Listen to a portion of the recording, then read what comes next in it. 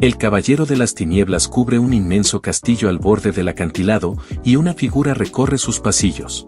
Lail abre la puerta hacia el salón principal y es recibido por un hombre vestido de negro. Levantando su espada, se sorprende al ver al señor demoníaco, llamado Dean Nosferatu. El señor demoníaco estudia al hombre, observando cómo parece descuidado para ser un aventurero. De hecho, lo único impresionante en él es la espada sagrada que empuña. Sin embargo, está preparado para esa lucha, ya que sabía que eventualmente ocurriría. Un destello aparece en su ojo, y se ríe del hombre, diciendo que un héroe no debería estar tan asustado.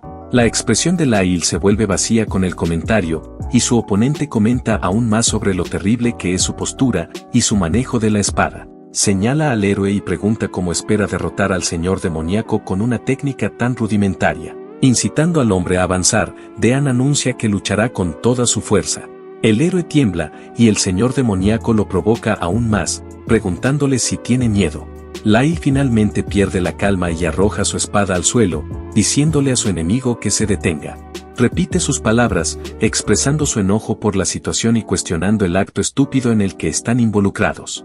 Lágrimas llenan sus ojos y le pide a Dean que pare, llamándolo su señor. No tiene idea de por qué necesita matar a su maestro, queriendo seguir lo que ensayaron. Se le instruye que deje de llorar y recupere su espada. Se miran, y el señor demoníaco dice que no hay otra salida. Para ser reconocido por el templo de Elysium, el jefe de la aldea, quien es Lail, debe matar a Dean, que ostenta los títulos de señor vampiro y señor de Nosferatu. Lail se enfurece aún más, preguntando cómo puede ser llamado señor vampiro cuando nunca ha bebido sangre. También critica a su maestro por el título adicional de señor demoníaco, que ni siquiera formaba parte de las acusaciones. El hombre tiene razón, por supuesto. Dean nunca se presentó como un vampiro, pero no puede negar que es diferente de los humanos. Honestamente, ni él mismo puede decir cómo llegó a ser, ya que su existencia simplemente apareció en el mundo un día. Y sin más que hacer, simplemente deambuló por el mundo. La sangre que corre por su cuerpo contiene 10.000 millones de veces más poder mágico que la de un humano. Atrae la magia que fluye por el mundo, evitando que la edad y las enfermedades afecten su cuerpo. Al descubrir esto, pasó su tiempo con experimentos mágicos usando su propia sangre en las aldeas anteriores. La gente lo vio y eventualmente lo etiquetó como un vampiro aterrador. Murmuraron sobre su paradero y sus experimentos no convencionales, que pronto vieron como razones para expulsarlo de la aldea. Una noche, una multitud de aldeanos golpeó a su puerta, sosteniendo trinches y antorchas. Desde entonces, durante 50 años, lo han tratado como un monstruo y lo han dejado vagar lejos de la humanidad. Durante su tiempo como vampiro, no se formó ningún recuerdo pacífico, solo de dolor y odio. Un día, encontró un antiguo castillo en lo profundo del bosque. Entró para echar un vistazo. Al darse cuenta de que estaba vacío, el hombre solitario se preguntó si podría establecerse allí, luego se preocupó por lo que pensarían los aldeanos cercanos. Sorprendentemente, la ciudad cercana estaba llena de ciudadanos despreocupados que lo recibieron cálidamente en sus hogares. Le informaron que el castillo había estado abandonado durante mucho tiempo y que era libre de vivir allí si lo deseaba. Antes de darse cuenta, ya estaban discutiendo sobre cuán dañado estaba el castillo y haciendo planes para repararlo y mejorarlo. En poco tiempo, fue recibido con un castillo completamente funcional, donde podía trabajar libremente en sus experimentos.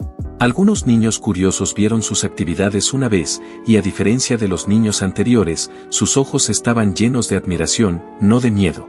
La aldea lo aceptó tan normalmente que incluso confiaron sus hijos a él para recibir clases.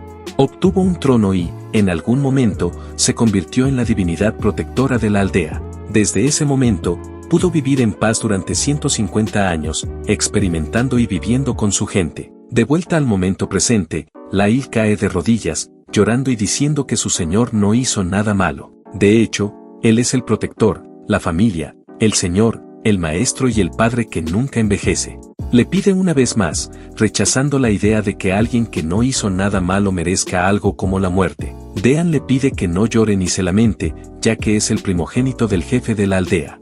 Sin embargo, Lail continúa argumentando, culpando a la enfermedad de Chimenbu por el giro de los acontecimientos, y diciendo que nada de esto habría sucedido si la enfermedad no se hubiera propagado.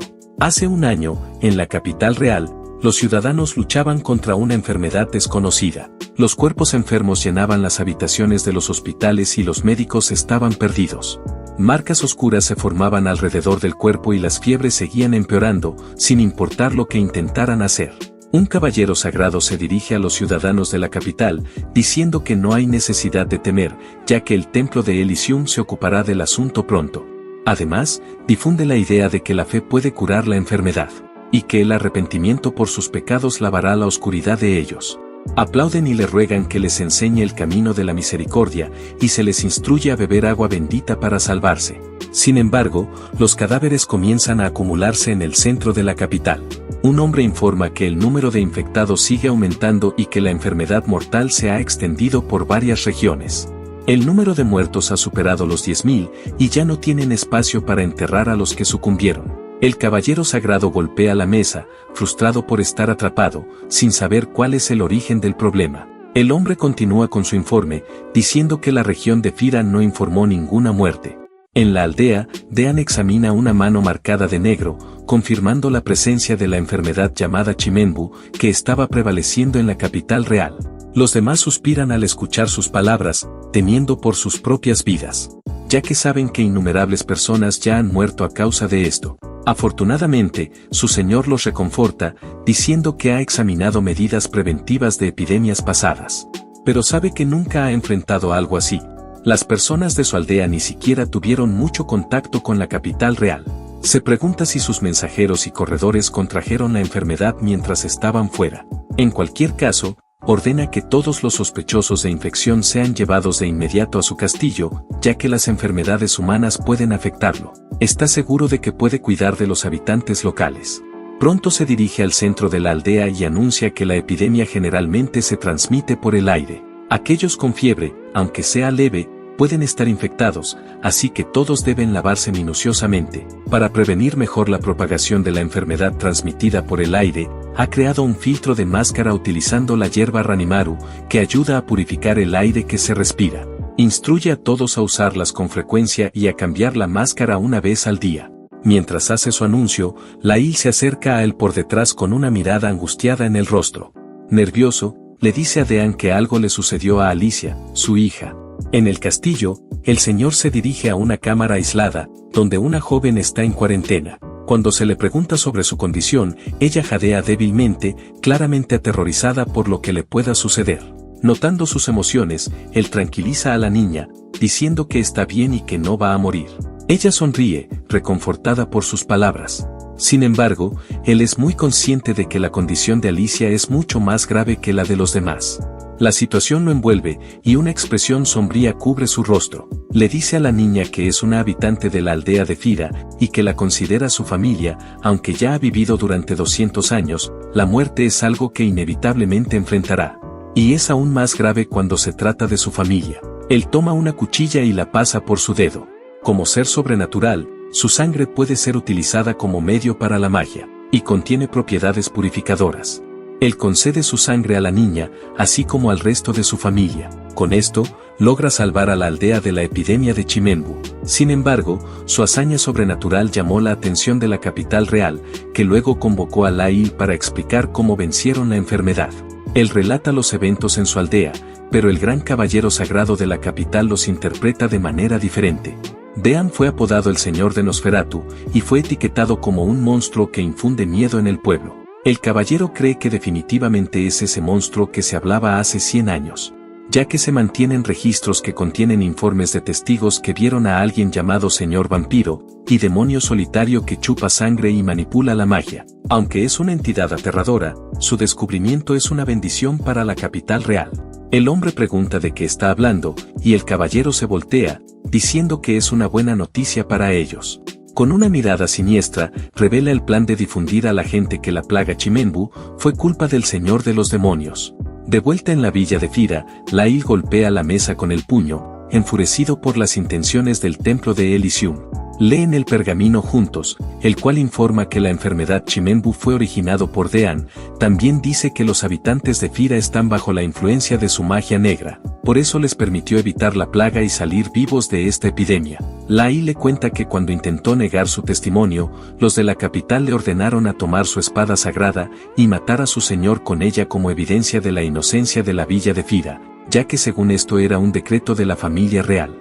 Él le ruega desesperadamente a su señor que piense en una solución, sin querer dejarse presionar para llevar a cabo el acto. Sin embargo, Dean simplemente le dice que siga adelante, ya que no tienen otra opción de todos modos. La aldea parece estar vinculada por el decreto, y está seguro de que él y el jefe sienten lo mismo cuando se trata de proteger a su gente. Por lo tanto, para ganarse la confianza del templo de Elysium, Lail debe matar al señor de los demonios. Dean le pide que lo mate como parte de su responsabilidad como jefe de la aldea. De vuelta en el castillo, los dos se enfrentan, pero Lail aún sostiene su espada con pesar. Odia la idea de ser el único en hacerlo. El pensamiento de su Alicia surge, y no sabe qué decirle a una niña pequeña que expresa constantemente el deseo de convertirse en la novia de su señor. Dean dice que ella aún es joven, y le pide que ayude a la niña a encontrar un esposo humano cuando crezca. Lail le ruega a su señor que huya, ya que por nada del mundo quiere hacerle daño, pero sabe que el templo de Elysium no es una entidad que puedan engañar fácilmente, y si comienzan a perseguirlo, será el final del señor demonio, ya que ellos son conocidos por monopolizar la magia antigua y los artefactos antiguos, los cuales son suficientes para acumular una fuerza letal. Tanto es así que han logrado posicionarse entre la nobleza y la realeza. Lail sabe que el tiempo de la muerte de su señor se acerca, cuando de pronto las puertas del castillo se abren con violencia. El nombre del señor de los demonios es llamado, y los caballeros sagrados del templo de Elysium anuncian su intención de purgarlo. Reaccionando a la situación, Lail apunta su espada hacia su señor una vez más. Dean retoma su papel como un monstruo malévolo, y se abalanza contra el caballero insensato, exhibiendo su poder supremo sobre ellos. Antes de que el jefe de la aldea pueda evaluar la situación, su maestro se clava con la espada sagrada. Esta perfora directamente su pecho, y él se desploma sobre los hombros de su amigo. Esto sorprendentemente lo lastima. No esperaba tanto dolor. Vivir una vida humana no fue tan malo. Aunque no logró tener hijos, fue bueno tener alguna similitud de una familia. Dado el sacrificio y los problemas por los que pasó, instruye a Lail a aprovechar el momento. Aparta al héroe, liberándose de la espada y tosiendo sangre. Su visión comienza a nublarse y el dolor es interminable. Ya sospechaba que no era inmortal. El jefe aún tiene mucho que hacer, pero está aturdido por lo que acaba de suceder. Recordando las palabras de su señor, y con lágrimas en los ojos anuncia que el malvado mago Dean ha sido derrotado por el jefe de la villa de Fira, los caballeros sagrados lo elogian y aplauden. Dean tambalea hasta el suelo, satisfecho con el desenlace de su pequeña actuación. Con todo dicho y hecho, busca a su murciélago familiar, deseando seguir con su plan de contingencia. Sabiendo que las cosas terminarían así, pretendía que su alma guiara su cuerpo y entrara en el murciélago. Sin embargo, su cuerpo tiembla y cae. No esperaba morir tan rápidamente, sin poder realizar su transferencia de mente, la sangre salpica de su boca. Su mano cae al suelo, y su plan parece haber fallado. En general, no pudo ocultar su morada, fue descubierto por una gran organización y sucumbió a la muerte. Reflexionando sobre su vida, piensa en cómo podría haber dejado que más humanos supieran de él. Si lo hubiera hecho, tal vez su familia no se habría visto envuelta en el lío, y tal vez habrían vivido en paz. Mientras sus ojos se cierran, una voz resuena en su mente, preguntando si va a reencarnar. Ella dice que ha cumplido sus condiciones, y está autorizado a reencarnar, si así lo desea. Pregunta nuevamente si él, Dean, quisiera vivir en el mundo una vez más. Él abre un poco los ojos y ve a Lail llorando en el suelo. La voz dice que tienen que llegar a un acuerdo. Al principio, piensa que está desapareciendo, pero se da cuenta de que su conciencia es lo que se va. Ella afirma que será reencarnado como humano, y entonces su cuerpo comienza a brillar. En eso Lail nota lo que estaba pasando, y su señor dice que se verán una próxima vez. Estas fueron sus últimas palabras antes de dejar este mundo terrenal, y siente que su amigo estuvo de acuerdo con sus palabras. De pronto sus recuerdos lo invaden, y recuerda su 10º cumpleaños como un niño diferente. Yuki recuerda la voz de años atrás, preguntándose si quería reencarnar. Hasta el día de hoy, aún se pregunta qué significaba eso. Se levanta de la cama y reflexiona profundamente sobre lo que ha sucedido hasta ahora. Han pasado 3 años desde que recuperó sus recuerdos como Dean Nosferatu. Dado el largo periodo, finalmente se ha acostumbrado a tener recuerdos de su vida actual y de vidas anteriores. El cuerpo en el que vivió durante 13 años, así como el anterior, que tuvo durante 200 años. Ambos los ha llegado a aceptar.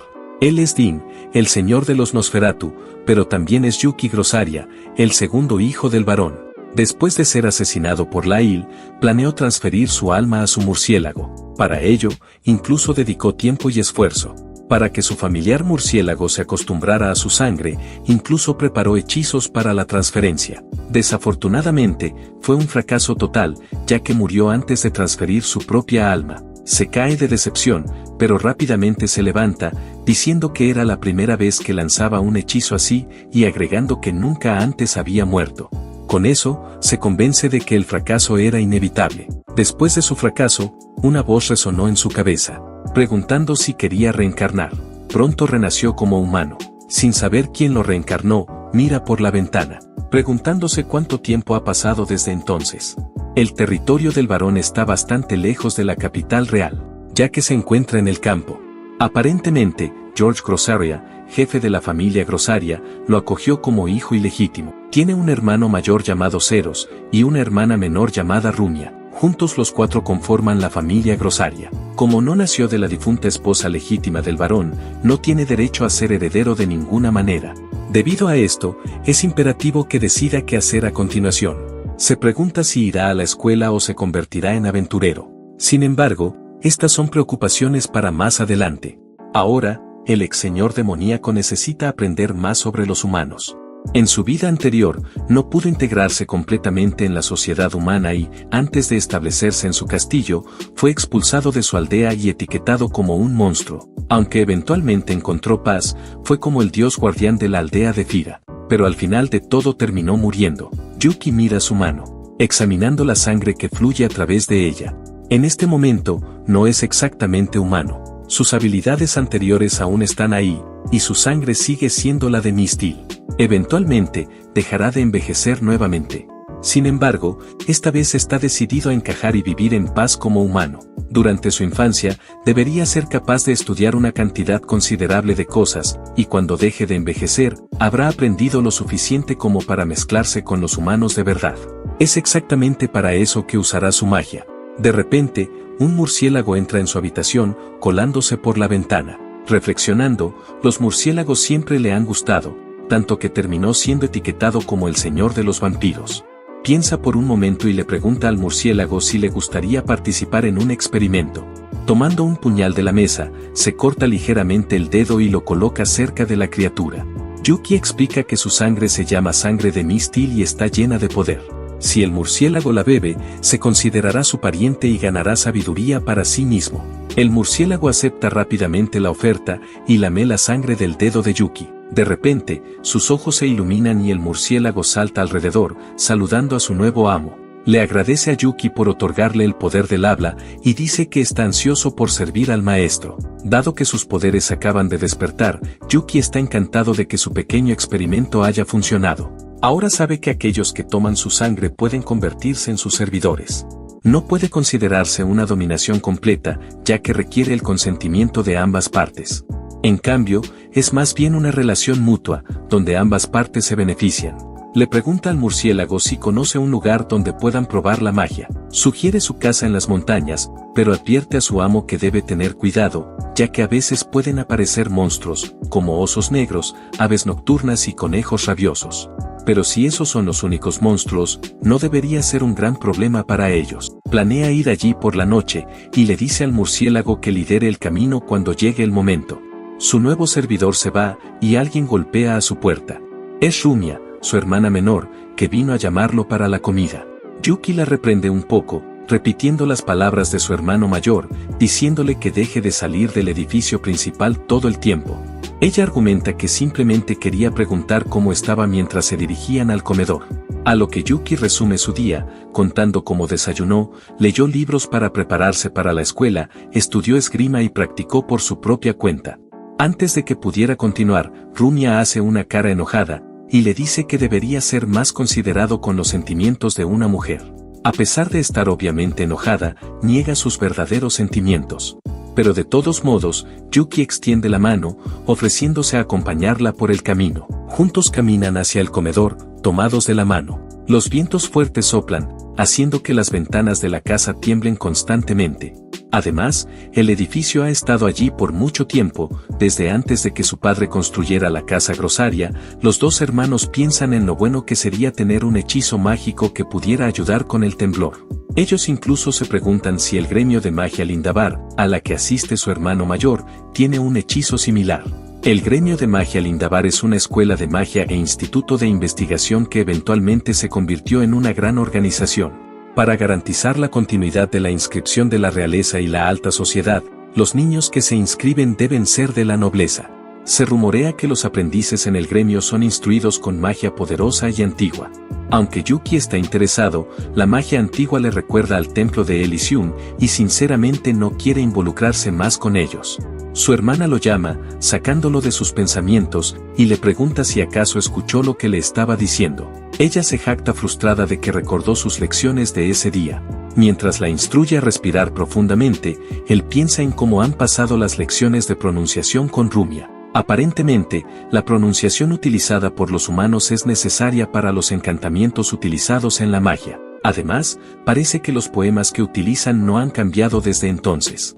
Aunque él se dice a sí mismo que deje de pensar en su pasado, no puede dejar de recordar cómo enseñó a los niños de las aldeas libres cuando fue derrotado. La sala de su castillo supuestamente era un salón del trono, pero en realidad era solo una sala de clases para sus lecciones con los aldeanos. Como todos estaban ansiosos por aprender, la tasa de alfabetización de la aldea alcanzó inesperadamente el 100%, sorprendiendo incluso a los ciudadanos de la capital real.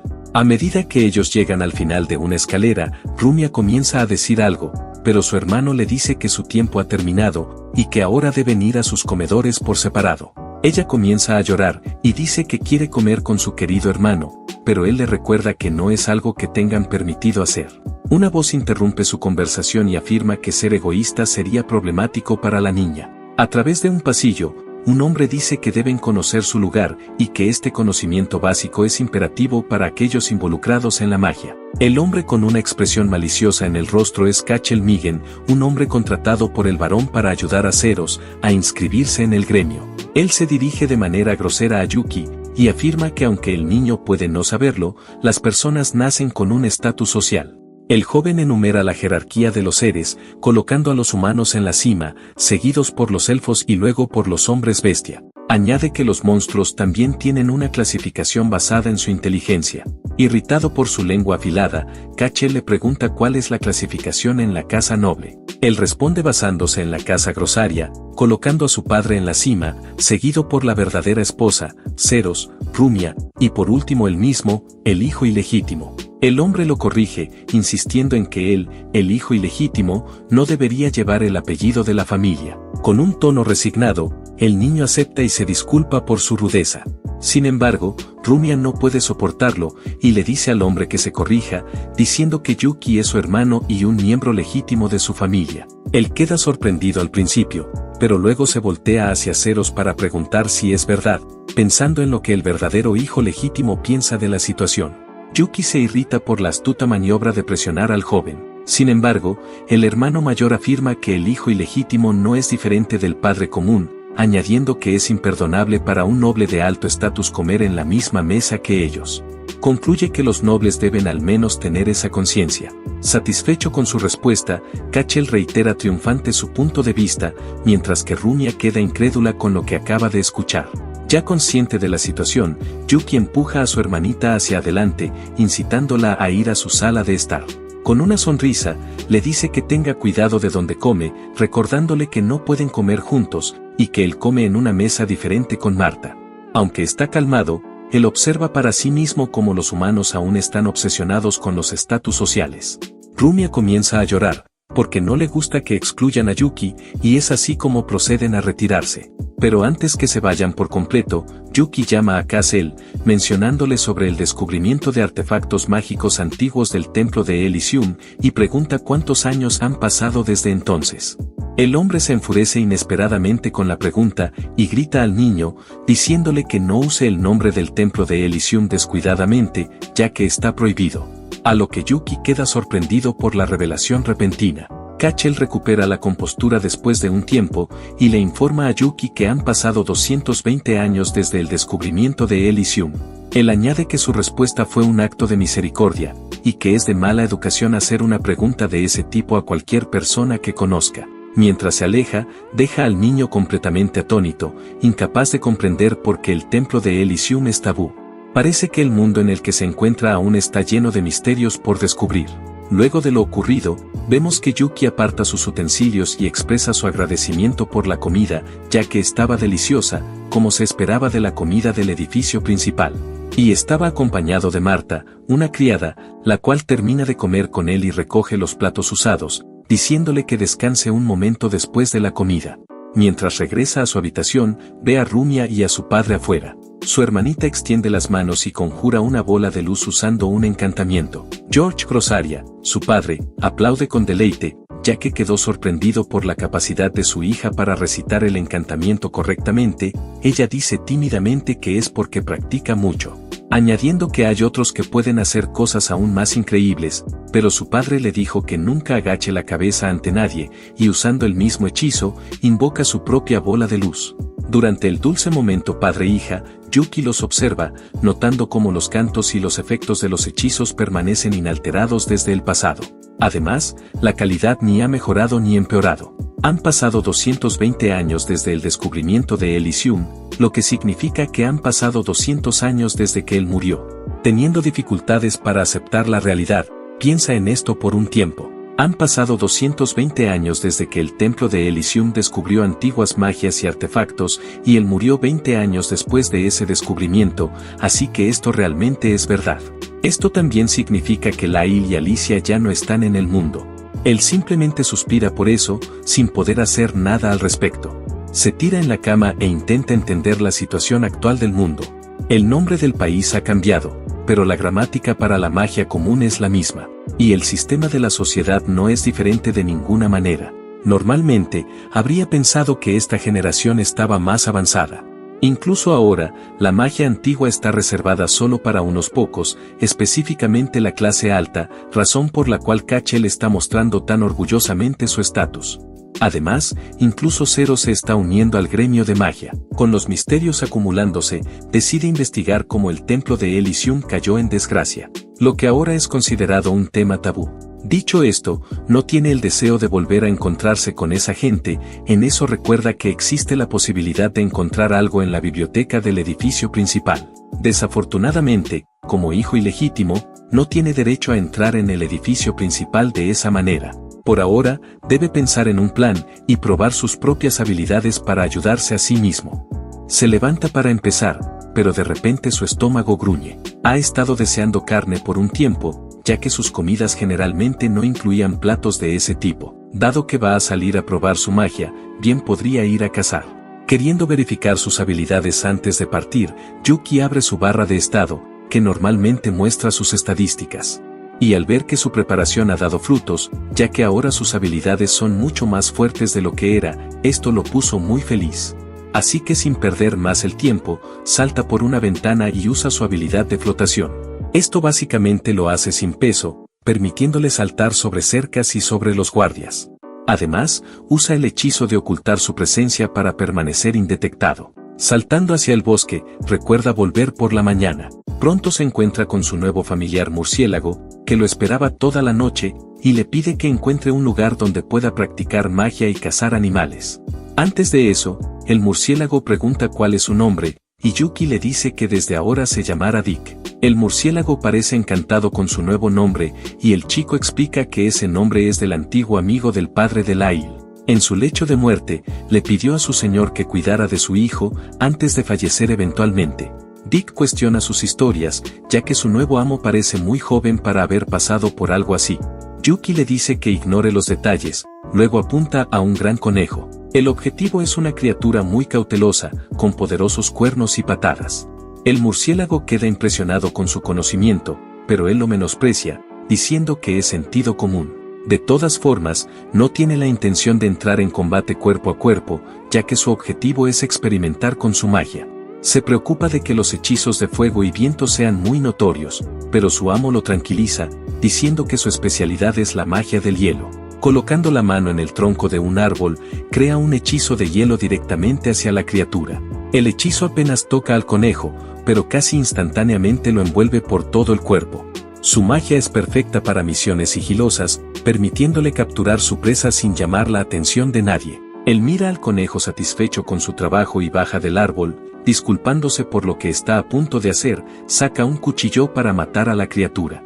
Terminada la tarea, cuelga el conejo en una rama, dejando que su sangre escurra.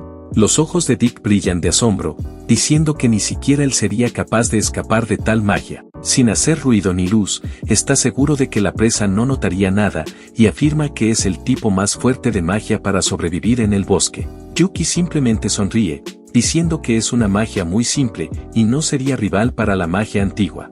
En su vida pasada, fue capaz de presenciar lo fuerte que era la magia del templo de Elysium. Hace mucho tiempo, se encontró con una situación que involucraba a un sacerdote y a un grupo de bandidos. Estaban arrodillados ante él, suplicando misericordia y prometiendo no robar nunca más. Antes de que pudieran rogar aún más, el implacable hombre los eliminó con un hechizo, afirmando que aquellos en el templo de Elysium no pueden ignorar a aquellos que perturban el orden de la sociedad. En un solo golpe, el sacerdote exterminó todo el grupo de bandidos. La magia normal usa cantos e invocaciones para canalizar la magia, pero su magia de hielo es simplificada, pero aún puede usarla repetidamente. Aunque predicaban las enseñanzas de su fe, en realidad, eran un grupo implacable especializado en magia de combate. Esa fue la razón por la que trató de evitar tanto enfrentarse a ellos. Yuki admite que, si hubiera sido capaz de usar una magia más fuerte en su vida anterior, Lail no habría necesitado matarlo. Reflexiona que no quiere unirse al gremio de magia, especialmente si personas como Cachel están involucradas. En ese momento, Dick vuela y le informa que sus aliados encontraron otro conejo grande. Yuki se sorprende al escuchar sobre sus aliados, y el murciélago responde alegremente que todos quisieron unirse cuando descubrieron acerca de él. Casi por coincidencia, Yuki escucha sonidos de alas, y al mirar al cielo ve un grupo de murciélagos revoloteando sobre ellos. Se maravilla, y Dick orgullosamente expresa su deseo de que todos reconozcan la grandeza de su amo. Yuki se alegra de escuchar eso, ya que planea hacer de las montañas su base. Luego le pide a Dick que elija entre sus amigos para hacer sus contactos. Y le dice que cuando haya monstruos molestándolos que le informe, ya que él los protegerá con su poder. Dick agradece por su consideración. Luego Yuki le pide a Dick que lo lleve al próximo conejo grande. Mientras sigue a su compañero de regreso, Yuki contempla la variedad de habilidades a su disposición, como su sangre de Mistil, la magia de hielo, el contrato de seguidor y la capacidad de flotar. Hace un juramento solemne de usar esas habilidades y seguir viviendo como un humano normal. Mientras continúa deslizándose sobre las montañas, Yuki se pregunta cuánto más puede cazar antes de regresar a casa. Revisa sus planes y se prepara mentalmente para pasar por el portón principal. Yuki entra en la residencia con un conejo salvaje en las manos, solo para ser interrumpido por Cachel, quien pregunta sobre su paradero con una sonrisa irónica. Yuki acepta este enfrentamiento anticipado, y explica calmadamente que se aventuró en las montañas para cazar, y así Marta pueda preparar el conejo para él. Justifica sus acciones mencionando la distancia entre su residencia y la mansión principal, lo que resulta en un acceso limitado a la carne. Sin embargo, Cachel lo reprende y lo acusa de egoísmo, afirmando que es esencialmente un sirviente. Insiste en que Yuki debe presentar su casa al varón. Mirando fijamente a Yuki, Cachel no lo deja ir y continúa con su ofensa. De repente, George entra en escena y su rostro se ilumina al ver a Yuki. Cachel intercepta y afirma falsamente que Yuki planea guardar los despojos de su casa. El varón, perplejo por la acusación, reconoce que la presa pertenece legítimamente a Yuki, ya que él la capturó, y elogia a su hijo por atrapar dos grandes conejos, lo que provoca una sonrisa en el rostro de Yuki. George es un noble agraciado con nobleza debido a su experiencia en combate, pero todavía está entrenando hasta el día de hoy. Yuki le debe mucho y lo aprecia mucho. George le recuerda que tenga cuidado en las montañas. Pero Cachel interrumpe abruptamente. Critica al varón por elogiar a Yuki en lugar de reprenderlo, considerándolo inapropiado para un aristócrata. George defiende sus acciones en relación con su hijo, argumentando que apreciar sus logros es completamente razonable. Cachel le recuerda a George su acuerdo, por el cual no interferiría en sus métodos de enseñanza, a cambio de ayudar a Zeros a convertirse en miembro del gremio de mágica.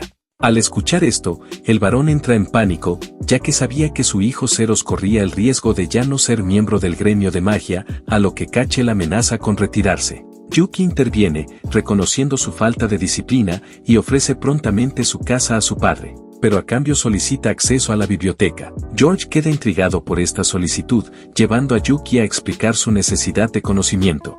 El varón se emociona, conmovido por el esfuerzo de su hijo, sin saber que Yuki organizó todo el enfrentamiento. Ya que Yuki planeó entrar por el portón principal y ser atrapado por Cachel, sincronizando esto cuando su padre estaba entrenando para que pudiera escuchar la confusión. Conmovido por la iniciativa de su hijo, George concede a Yuki acceso a la biblioteca, sintiéndose acorralado por estos dos. Cachel acepta de mala gana. Mientras Yuki se dirige a la biblioteca, se sorprende al ver al astuto Cachel saliendo en esa dirección. Observa a Cachel alejarse, y luego es recibido por el mayordomo Neil, quien ha servido en la mansión durante mucho tiempo. Se dice que Neil y George lucharon juntos en guerras cuando eran más jóvenes. Neil ofrece de inmediato ayuda a Yuki, aunque no tiene conocimientos, y pregunta sobre sus preferencias de lectura. Yuki responde que necesita leer sobre la historia de su país, y Neil se sorprende de que pueda leer la tipografía antigua. Yuki intenta abrir la estantería de libros, pero se da cuenta de que está cerrada con llave. El mayordomo le dice que la abrió antes de su llegada, y es entonces cuando Yuki se da cuenta de que fue cerrada con una herramienta mágica. Luego recuerda la mirada astuta que Cachel le dio anteriormente. No siendo necesario, Neil se retira. Yuki reflexiona que quejarse con el mayordomo sería inútil, y tampoco puede quejarse con Cachel. No comprende por qué el tutor iría tan lejos para impedirle leer libros usando herramientas mágicas. Sin otra opción, se corta el dedo y usa su sangre para invocar un hechizo, y así pueda romper la herramienta mágica. Esta técnica tiene el mismo principio que cuando curó a Alicia de la enfermedad Chimenbu. También utiliza su sangre para analizar la estructura mágica del hechizo e interfiere en el suministro de energía mágica. En ese momento, logra quitar con éxito la herramienta mágica, y se recuerda a sí mismo volver a colocarla más tarde. Luego vemos a Yuki quien está ocupado leyendo, cuando de pronto Neil entra en la biblioteca para servirle té. Agradece al mayordomo, pero educadamente lo rechaza, temiendo hacer un desastre. Neil está de acuerdo con esto, pero inmediatamente nota que la herramienta mágica está al revés. Lo cual hizo que Yuki se ponga muy nervioso, pero el mayordomo simplemente comenta que Cachel debe haber cometido un error. Esto le hizo recordar un incidente en el que Cachel usó un hechizo similar años atrás, que requirió la intervención de 3 magos para romperse. Yuki se da cuenta de que el mayordomo no tiene simpatía por Cachel, pero Neil niega esto. Sin embargo, queda claro que la deducción de Yuki es correcta. Después de una hora de lectura, Yuki descubre que el templo de Elysium misteriosamente desapareció, después de avanzar la civilización mágica utilizando magia y herramientas antiguas. Yuki no puede creer que una organización tan poderosa haya llegado a su fin. Se revela que Elysium se involucró en luchas por el poder y disputas territoriales. Esto llevó a guerras con diferentes reinos, que dividieron el templo y comenzaron la guerra con reyes de diferentes países. El conflicto debería haber sido una victoria fácil para Elysium, dada su comprensión de la magia antigua. Sin embargo, cuando la guerra comenzó, sus armas mágicas inexplicablemente dejaron de funcionar. El motivo de esto sigue siendo un misterio, y la guerra terminó en fracaso, llevando a la gente a albergar resentimientos contra Elysium. Como resultado, el templo fue aniquilado y la mayoría de sus objetos mágicos desaparecieron.